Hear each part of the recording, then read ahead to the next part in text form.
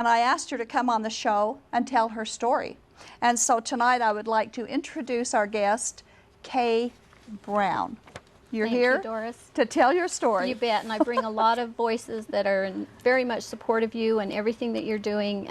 Polygamy is a common thread between the FLDS and the LDS religions. It is a very common thread, which the LDS, of course, don't want to acknowledge. Correct. Acknowledge that. Well, before we get started on the discussion, would you like to give our viewers just a little bit of background and introduce yourself to our viewers? Sure. Well, I was born and raised mainstream LDS, rich pioneer heritage, actually on my father's side and my mother's side. I've had very many callings over the 50 years that I've been a member of the LDS faith. I was active. Up until 2 years ago, I was a temple recommend holding, Relief Society teaching, 100% Mormon. And if anyone had told me that I would be leaving the LDS faith, I would have said you are absolutely crazy. But God has had other plans. And I had cause a couple of years ago to research my church history.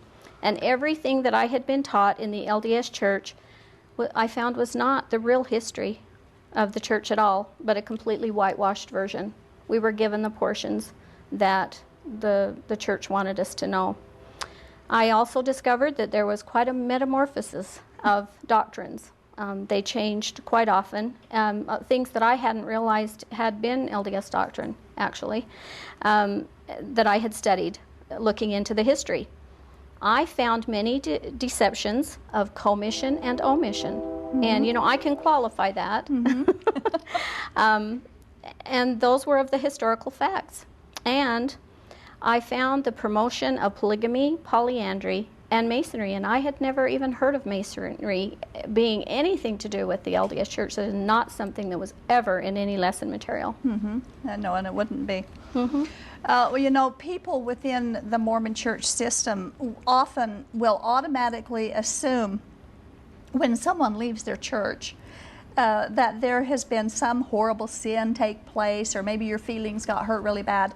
And they just can't believe that there might be a reason called bad doctrine that this person has found. So I'd like to ask you this question before we begin our discussion. Was the reason that you left the Mormon Church because of some sin, or was it because someone hurt your feelings at one of the meetings or Sunday schools, or was it bad doctrine that drove you from the church? Well, it was definitely bad doctrine. Now that I'm a Christian and I have the Holy Spirit, I'm convicted every day of my sins, because we all have sins, big and little. That's true. But God doesn't differentiate that way. Sin is sin, and whatever keeps you out of heaven is going to keep you out of heaven. That's absolutely true. And there's only one thing that will keep us out of heaven, and that's refusing the remedy for our sin. Exactly. And that's Jesus Christ. That's exactly right. The Mormon doctrine is just not the gospel Jesus taught, nor is it the plan of salvation that God had for all of us. It just isn't. Mm-mm. No, it isn't. And that, unless you're getting in the Bible and studying it. Okay, well, what event started you on your journey out of the Mormon faith system? Well, a family member announced that he was leaving the LDS faith. And when he had prayed, God answered him and turned his heart to the pure gospel of Jesus Christ in the Bible and to the Christian faith.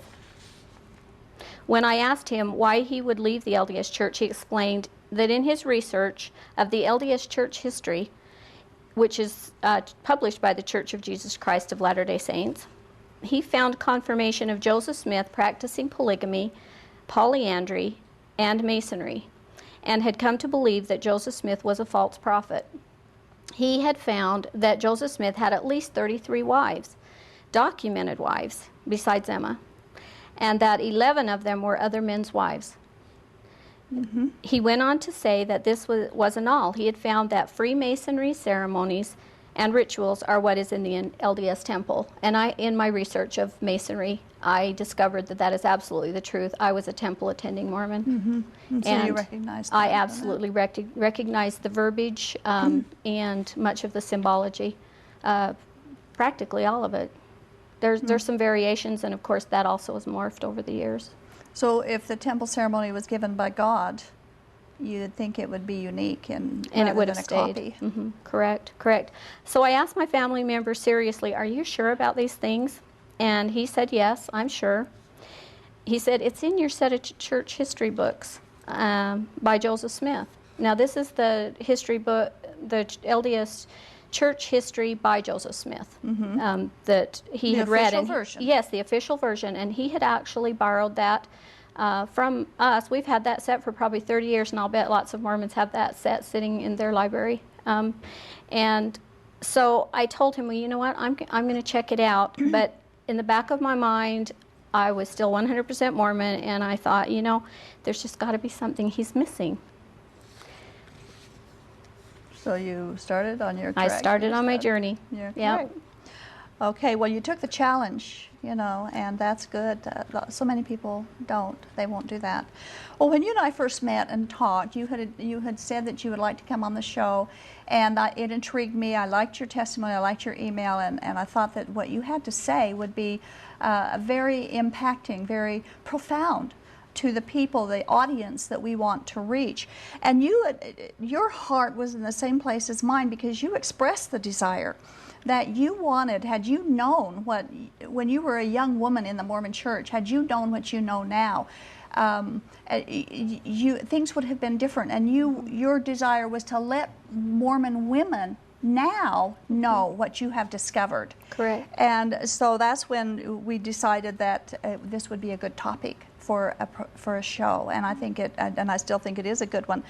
We want to provoke them to search for the truth and accept the truth, the whole truth, and nothing but the truth. And so that's why you are here. Would you tell us your conversion experience in your own words? You bet. I'd be happy to. Well, and I am very concerned about the women and the men in the LDS Church and the FLDS Church being taught false teachings like polygamy from false prophets, because we also have that in common as those religions go. In Hebrews 1:1 and 2, we read, God, who at sundry times and in divers manners spake in time past unto the fathers by the prophets, hath in these last days spoken unto us by his Son. Jesus is our last prophet. That's why we are warned about false prophets in the last days. And I just want you to know that I do not have any agenda of personal gain on coming on your show and saying anything, to your viewers. I'm not starting a new religion, and I'm not claiming some new doctrine. All the doctrine we need is in the Bible. I want everyone to have the opportunity to come to know the Jesus Christ of the Bible, who is our holy God. I